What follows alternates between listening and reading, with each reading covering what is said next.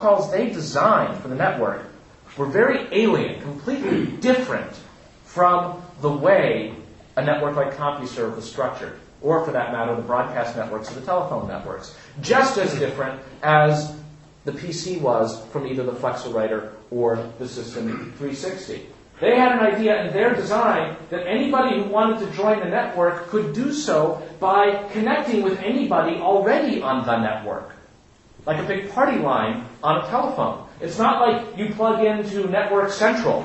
It's just anybody already online, you can piggyback on their access. And it wasn't even thought of as piggybacking. It was just a network that was somewhat distributed. More precisely, they designed an hourglass architecture for the protocols because they didn't have the investment to build their own network worldwide. And they figured, all right, we'll make it so that any particular physical medium could be used to join up to the network. We're indifferent to what physical hardware you've got to connect with. And we're also indifferent as to what you do with the network. This is a profound point, but one that is now, it's such a medium in which we swim, it's easy to forget. When you turn on and connect to the internet, you don't get a main menu. You don't get a user ID prompt. There's no place to check in. It's just the blinking cursor. It's like, do you want to communicate with anybody else on this network? If so, give us the packets, tell us where they're going, and we'll try to get them there. We'll try. Best efforts routing, because there's not one entity responsible for getting them from end to end. Best efforts in the trade otherwise known as send it and pray, or every packet an adventure. Right? This is a crazy way to design a network with no particular use case in mind and with no particular hardware in mind. Just saying, hey, if people want to get together, let them figure out what the content is. So, internet has no CEO, no business plan, no revenue model. It's just let people come up with what they want around packets. The idea that somehow this would produce more content than CompuServe, which has rational investors who see a market and then try to groom things for the market, seems as absurd as expecting that an automobile will just pop out of the ground, ready to be driven, rather than having to be designed by an automobile company for you to use and to pay the money to have.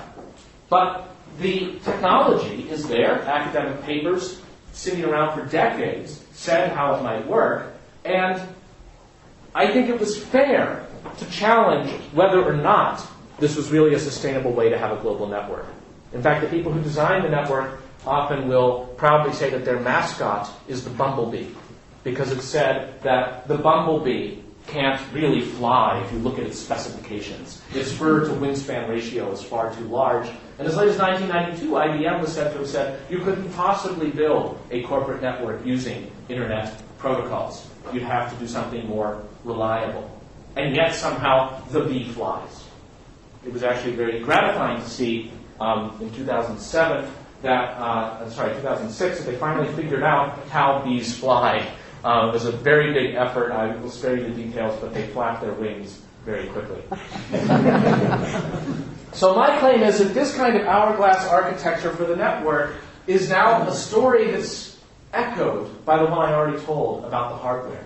That the architecture of the personal computer, whether it's Windows or Linux or anything else in the middle, is also an hourglass. They don't care what application you're going to use it for. They don't even care where this operating system is embedded. It might be a cash register, it might be a TiVo or Sky Plus box. Who knows? It's just an operating system that's ready to be used and developed further by third parties. You take the generative internet and the generative personal computer and you put them together and you get some explanation now for the sudden blossoming of applications that have taken place since around 1996 and 97 from the mainstreaming of the graphical web browser and the rise of broadband consumer network access, some of which are coming from established players, but so many of which, far more than 50%, however you want to assess the units, are coming from highly unexpected sources.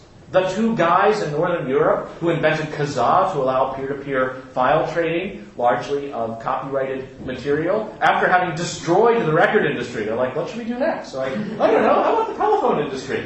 Right? The same guys start Skype. And now, like, wow, free internet telephony. I bought my computer to trade pirated music, but now I can get free telephone calling as well. Like, who knew? This thing is the gift that keeps on giving. If a man named Jimbo came up to you in 2001, was like, I got a great idea. It'll be an encyclopedia.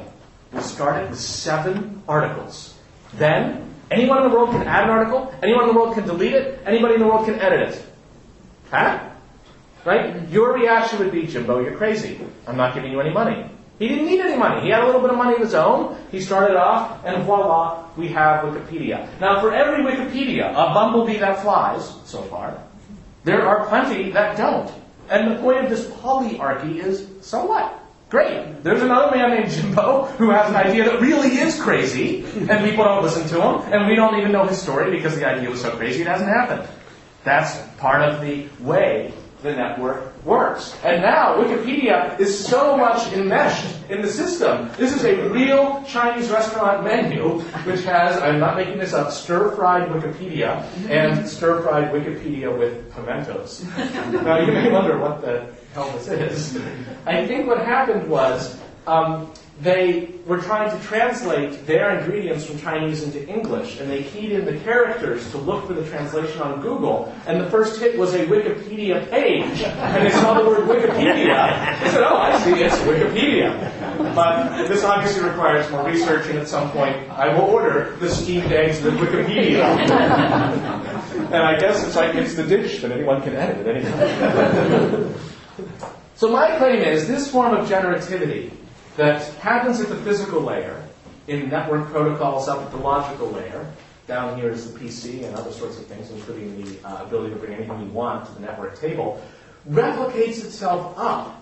You can build sterile things on top of a generative network, just like you can take the free software of Linux and put it inside a TiVo digital video recorder and make it so that nobody can alter the way the TiVo works. You can harness the free software that way, but you can also build generative things on top. So just another quick example of the physical layer is there's those modular chassis inside a PC, and you can put a new hard drive in, you can put a tape backup, or in this somewhat whimsical case, you can put the PC Easy Bake Oven inside your PC, and here's the fan, and here's the heating compartment, and you can make a small pancake by just putting it into the PC. And then all the way up at the top, at the social layer, you have something like the couch surfing project. Has anybody tried couchsurfing.net? Yeah, well, it hasn't hit the mainstream yet. Most of these generative technologies start in the backwater among crazy people, and then eventually they hit the mainstream. So couchsurfing puts together, in a non-profit kind of way, for the first time, people who would like to stay somewhere in a strange city because they have nowhere to stay and not a lot of money, and people who live in strange cities who have extra couch space. And for them, it's like the best idea. Why not have a complete stranger come in and sleep on your couch overnight? Thankfully, now, the website we've been waiting for. This is another bumblebee that has flown 232,494 couch surfers. I credit that they're not lying. I mean, they might be, right? It's a website. Maybe they have none. But there are actually people who tell the stories, and it's great. Now, there's an ethos to this. Just like to most generative technologies, it's not just a technology, it's an ethos. You may have found this out if you ever tried to start a wiki for your own purposes, because Wikipedia is so great, and then you find that your wiki doesn't take off like a bumblebee. It's because there's a culture around